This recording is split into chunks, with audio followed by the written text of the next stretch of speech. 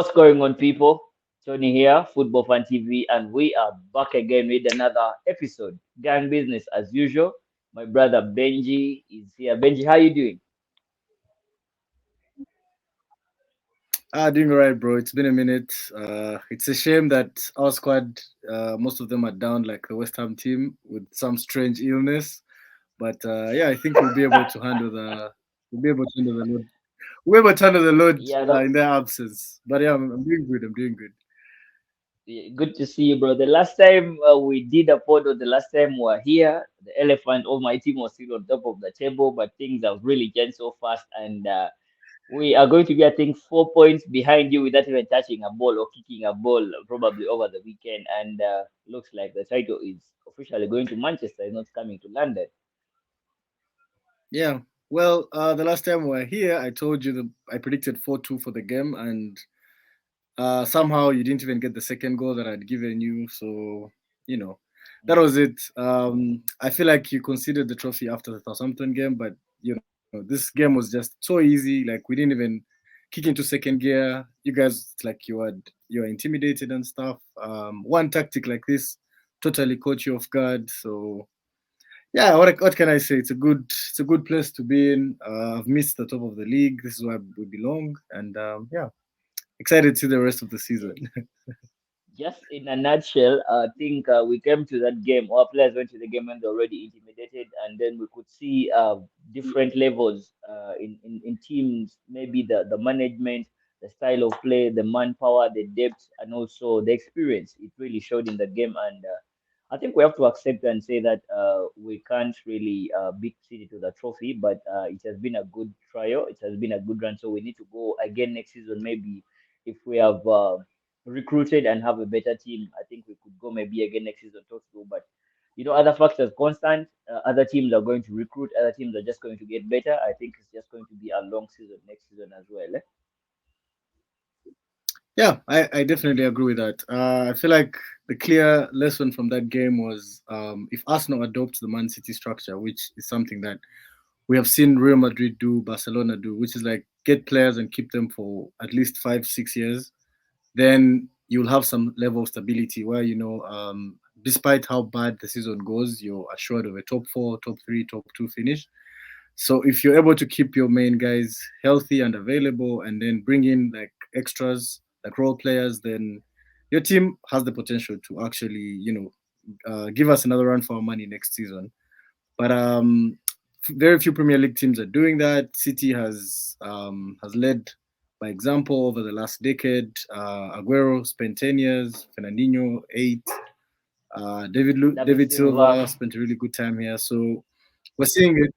Yeah, we're seeing that happening with John Stones and De Bruyne, and all these are guys that have bled for the team since they came, which you can see in the games that they play. They're hungry in a different way, and yeah, I'm excited to see what next season brings. But for this one, it's already a wrap. I can't wait to talk about the winners of the season. So yeah, let's get rolling. Let's get Talking rolling. about a rap, one man or the robot who has been on steroids the whole season has set a new Premier League record. He has now 35 goals, the most in a season by any player. I see you're doing the celebration, the Viking King. Yeah. So Erling Haaland has scored 35 goals so far this season. With I think you guys have 4 games left, 5 games, four. Yeah, 5 games Five, you have left. five games, Yeah, 5 games. 5 left, and he Yeah. has already he has broken Alan Shearer, who was on 34, and then Andy Cole on 34, and then Mohamed Salah, who was on 32 in a single season. Now Haaland has 35 goals in just with 5 games to go. So basically, he's still going stronger. To be honest, when he came in, I expected a whole of goals, but something like 20, 25. To score 35 goals in 31 games is quite simply incredible. There's 4 hat-tricks in one Yeah, season. He has exactly 35 goals at the Etihad Stadium, which is the most by any player at their home ground in their first season. He has more goals than some Premier League teams in their first 31 games, most Premier League teams. So the record is quite astounding. And I feel like, yes, there's always talk of let him get to like 40 so that he can secure the record for years and years to come. But then again, when you look at the heavy load we have coming up, I think it's more sensible to rest him for a couple of games. Some games it's pointless to play him, like Leeds away this weekend. I think it's a very good opportunity to try out with Alvarez, to bring in some new guys who need to get some game time so that they can qualify to get the medal. You have to play 5 games or at least feature as a sub in 5 games for you to get a medal when we win. So I think Peroni, who we bought during the summer, should come in and play. And yeah, it's just it's incredible to see this happening. Alan Shearer is someone we grew up, admiring and feeling like his record was safe. Same thing is happening in the NBA. Everyone thought Kareem's record would be safe, and somehow LeBron has broken it. So it's an exciting time to to be a sports fan all around. And this guy is crazy. I just see him going a notch higher every other season. An incredible start. He has played 200 professional games and he has more than 220 goals, and that's more than Messi, Ronaldo, and all those guys had at this stage of their careers. He is chasing Ronaldo's record in the Champions League for goals in a season. Ronaldo had 16, I believe. Haaland has about 12 right now or 14. Yeah, I'm not yeah, so sure, he has 12. but He has 12 now. yeah, but he is definitely going to keep smashing records, and Yeah. I think getting him was just the icing on the cake, and yeah, it's really good to see the guy turn up. I think the other record we didn't talk about is, or you hinted on it, was the most Premier League home goals. I think he broke Thierry Henry's record as well. So he's really breaking records and he's setting new ones. So that brings me to some other topic. Does he have a say in this year's Ballon d'Or? Oh yes, he definitely does. But it all depends on one thing, which is the Champions League. I feel like the minute we win the Champions League, it's a no-brainer. Like when you look at this at the times, I think it's time for FIFA to accept that we should do away with Messi and Ronaldo and usher in the new guys. Mbappe for some time has been coming close, but he has not really gotten there. Even when he won the World Cup, which I think was unfair. So I think this time around, if Haaland can secure the Champions League, even if he doesn't play a part in the semi-finals or the finals, what he has done this season is incredible and it needs to be recognized. So definitely Messi should look over his shoulder. I don't think he's going to play another game for PSG. He has, I think, 36 goals this season and 20. His assists are crazy. He has like 23 assists in all competitions. But yo, this dude has 51 goals, and that's crazy respect. Those are things Messi did in Barcelona. So yeah, I definitely feel like he has a say in the Ballon d'Or. The Ballon d'Or. Eh? Okay, quick numbers here. I think Haaland has 35 goals in the Premier League. He has 12 in the Champions League, 3 in the FA Cup, and then in the EFL Cup, that is the Carabao, he has 1 goal, making these 51 goals so far, and the season is still going. How many goals did you say Messi has for PSG so far this season? 36, 36. 36, maybe plus a seven goals from the World Cup, and then Yeah, maybe also him captaining all Argentina to the yeah, yeah. trophy. In all competitions, So yeah. yeah, so you think Haaland is toe to toe with Messi for the Ballon d'Or this year? Definitely. When you look at PSG's season, and all the politics that's going on right now, just the other day they were demonstrating against him and Neymar. The community wants their club back. They feel like these superstars are ruining it, which I actually agree with. They were Mhm. quite horrible against Bayern, and then Haaland did to Bayern what Haaland does. So Yeah. I think I think when you look at the World Cup, it's a special case. Messi was definitely the guy, and he earns a say in the conversation. But at his age and at what kind of season he has had domestically, I think Haaland is a more all-round player. Sorry, has had more of an all-round performance. He wasn't part of the World Cup, so that's also I think in his favor. So yeah, I think Haaland has really set the bar really high for this season. Like no one has done what he has done. And if City go on to win the treble, which is very possible, I won't get carried away. But I think the league is secure, and I think if we beat Madrid, the Champions League will be secure. So yeah, I think Haaland has a say in this. Haaland, Messi up for the Ballon d'Or 2023, 2022. I don't know who is going to win it, but it is going to be a very interesting one. And then back to the Premier League, Benji. I know you're going to give me an obvious answer. Who do you think wins the trophy? Who wins the title? Well, I think Arsenal wins the trophy. Psych, definitely not Arsenal. Bro, if you look at the last 19 games we've played, unbeaten run, Mm, 10 wins in a row, and the way we've been winning, yeah, the teams we've been coming, we've been meeting. I think it's safe to say that the rest of the teams are just going to be intimidated. When you look at the run I think we have Leeds this weekend, and then Everton. Everton is trying to survive relegation. So is Leeds, but to be honest, that's a no. That's a that's a none. That's a mismatch. Chelsea is playing the shittiest football I've seen in a while. Okay, they're right up there with Tottenham, so that's mm. also another mismatch. Brighton is like the only team that is left that could give us a run for our money, but I also feel like they're not fighting for anything right now, and they play the same style of football that Man City does. And usually, Man City doesn't have a hard time with teams like that because they will outpossess you and they'll be more clinical. So I think there's a likelihood of seeing something incredible. The last 5 games, I predict 5 wins out of the last 5, Okay, so like that's going to be a straight straight stroll wins. to That's the going to be trophy. 15 out of 15 points for Yeah, you. and that would be 90. That would be 91 points, I believe. So yeah, that's my prediction. I think we win the league comfortably.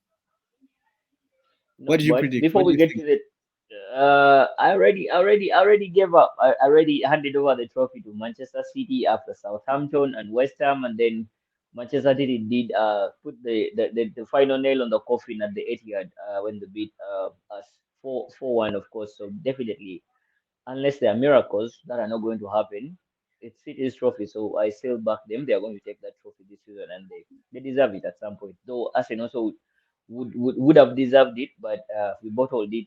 Bottling has been a big word, like how other pundits have been saying, but I believe we missed a chance. We go again next season. So City's trophy. All right. It's good. It's good to know we agree on that.